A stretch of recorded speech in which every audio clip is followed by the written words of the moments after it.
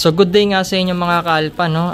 For today's video vlog nga pala ay meron nga pala tayong in-order sa Shopee. So ito nga pala yung pulley cover natin sa CVT, tsaka yung airbox filter cover. So worth 500 pesos lang itong dalawang ito. So galing pa siya ng Indonesia mga kaalpa. So 7 days bago siya dumating. Ikakabit natin ito ngayon sa Honda Click 125 version 3 natin. Tsaka ipapakita natin yung tindigan ng mga kalpa. So magaan lang siya. So kapag nag-order kayo, ganito yung expect ninyong parcel, no? So ayan, medyo magaan lang siya. So pagka gusto ninyong umorder mga kalpa, iwan ko yung link dyan sa baba, no? Sa pin comment at dyan sa description box. Para pagka gusto ninyong umorder sa Shopee, ay rekta na po kayo dyan mga kalpa. Hindi na yung marami pang ads na binibigay. So rekta Shopee na yan mga kalpa.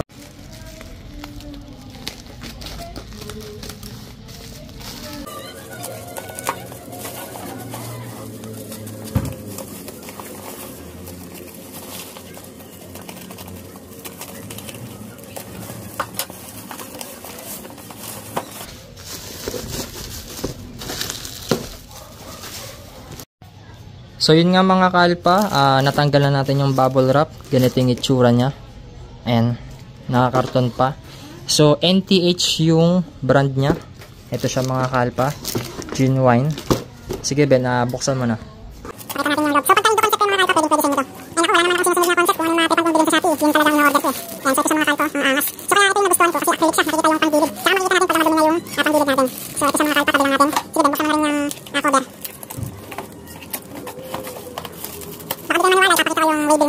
So, yun, ang gwapo. Ayan, pakita natin.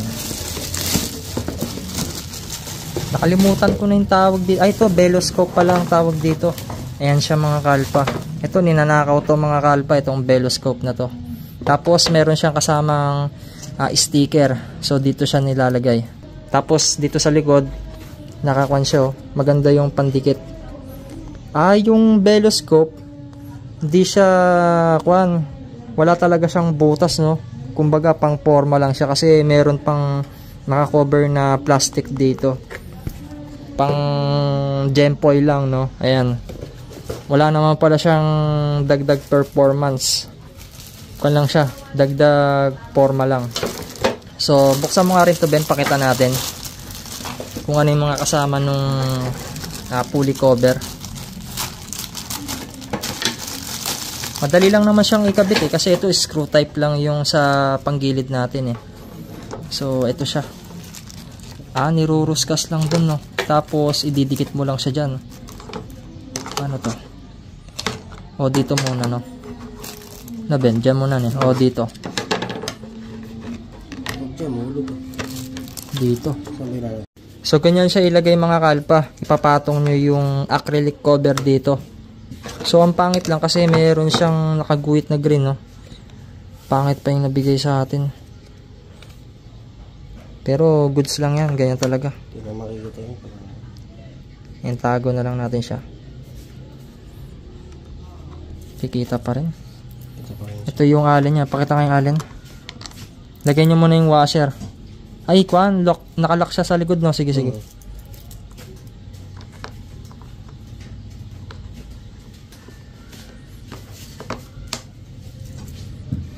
Tornilyo rin siya, no.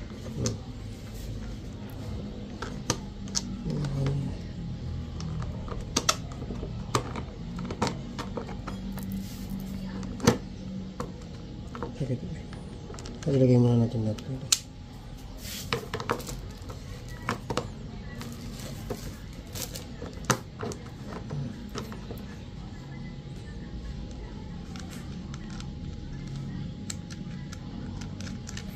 Ayan, tapos meron siyang nut para sa likod.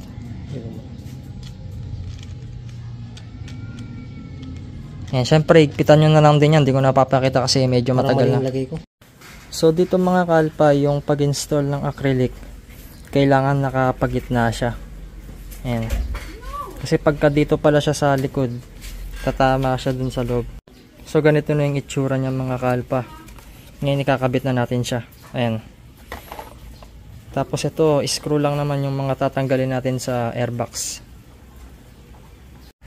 So dito, airbox muna yung tatanggalin natin, yung cover nya.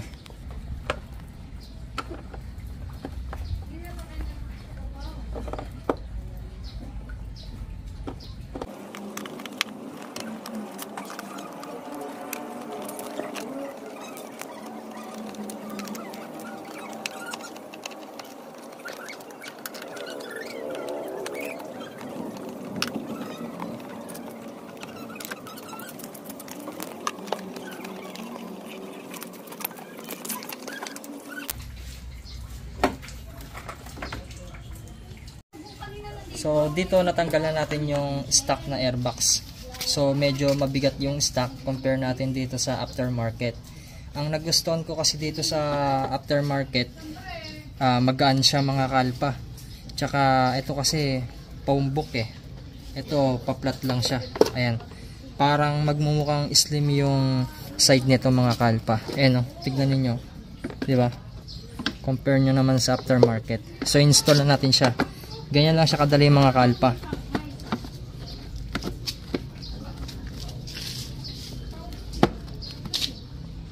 Lagay na natin yung mga tornilyo na pinagkakalag natin.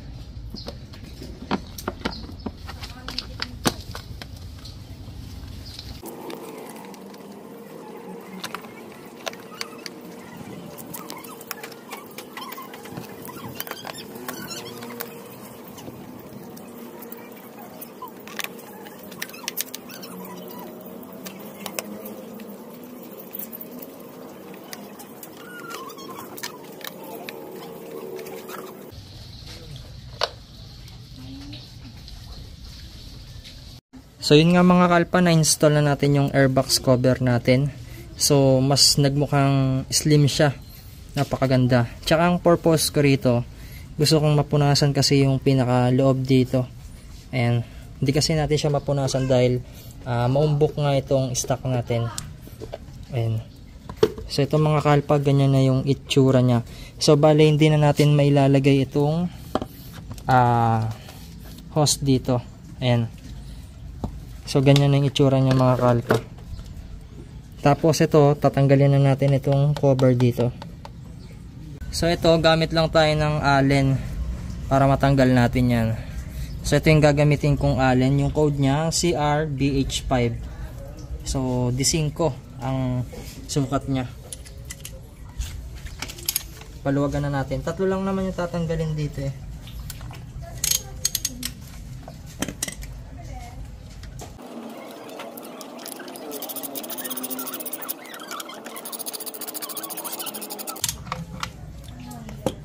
So natanggal na natin mga kalpa. Ayan. So pakita natin yung difference between stock sa aftermarket. Ayan. So bali ganyan yung magiging itsura niya mga kalpa. Ayan, nakikita na yung ano niyan.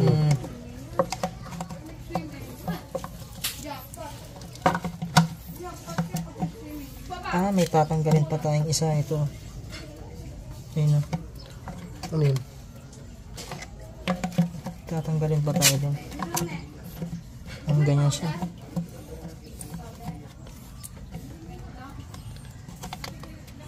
So ito hindi na makakabit. Mahaba yung ano. Hindi na makakabit yung isa dun. Bali wala na yan. Bali ang makakabit lang, ito tatanggalin natin yung dalawang tornilyo dito na D8. So pag naigpitan natin siya mga kalpa, parang ano, may butas pa rito. Pakita nga natin. Parang prone siya sa pagpasok ng dumi. Ayan o. Banda dito. Ayan o. Makita niya yung gap na yan. Dapat ito saradong sarado to eh. Parang mas okay pa itong stock mga kalpa. Ayan. Pero ito kasi may mga butas-butas din siya. Di ba makita ninyo? Pero try natin tanggalin para ma-check natin. So gamit tayo ng D8. Tanggalin natin itong dalawa.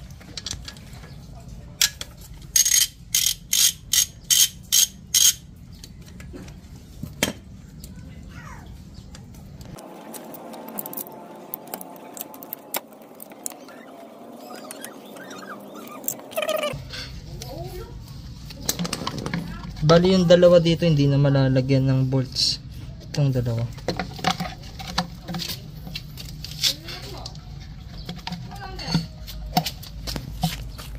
Ito, ilalagay na natin yung dalawa.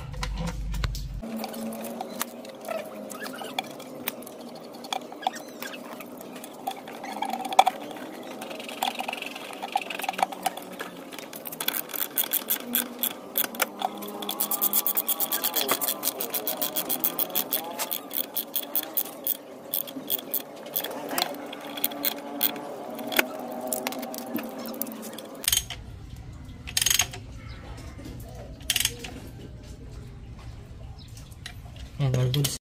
So yun nga mga kalpa, okay na nga siya, no? Na-install na natin siya. So ganyan yung itsura niya.